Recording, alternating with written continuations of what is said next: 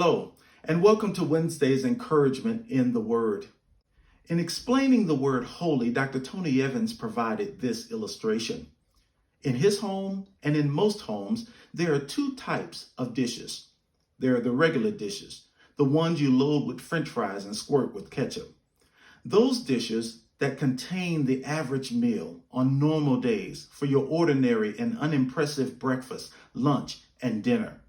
Some of them are chipped, maybe even cracked. And if they are, you don't whine when they're thrown away because they were never made to be special anyway. Then there is another type of dish.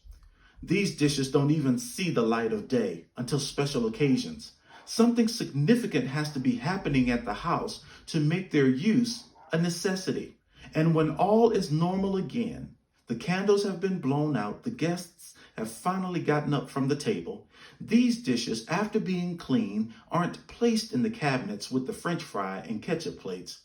They're placed in a different cabinet, in a different room, separated from everything unlike them because there is nothing in the house like them.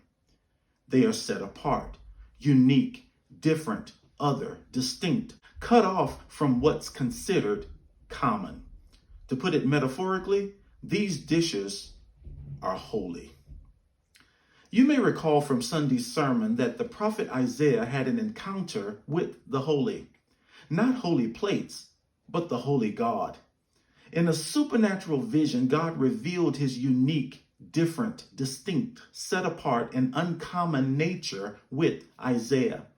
And although the prophet had seen the hypocrisy, greed, and corruption of the nation, he also saw the Lord, seated on his throne, high and exalted, and his train, meaning his strength and security, filled the temple.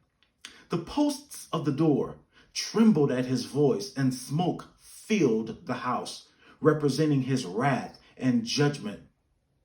And the angelic beings went about day and night saying, "Holy, holy, holy." From this encounter with God, the prophet caught a glimpse of God's holiness, which led to conviction of his sin, cleansing of his lips and heart, and the commission to proclaim God's message to the nation. Brothers and sisters, if we ever get a glimpse of who God is, we will never remain in the sinful state we are in. Hear Isaiah's confession in chapter 6, verse 5.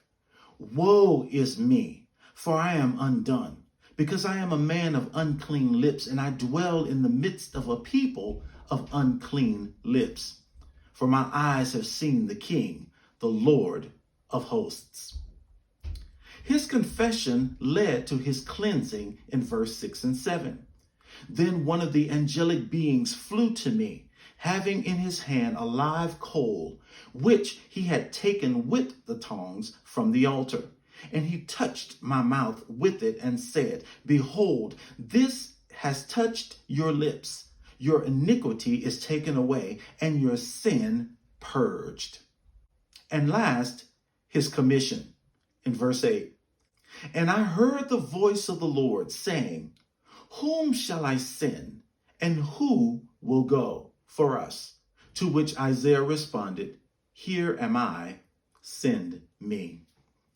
This beautiful revelation of God's holiness, presence, and power demonstrates the progression we must take to be effectively used by God. A glimpse of God's holiness, otherness, and purity should bring us to our knees in repentance, into relationship by his cleansing, and to faithful service by way of his commissioning. God is holy, holy, holy. Thank you for listening. If this video was helpful, we invite you to subscribe to the channel and share it with others. And if you have a question, leave it in the comments and we'll do our best to respond. Take care, and God willing, we'll see you on Sunday. Bye now.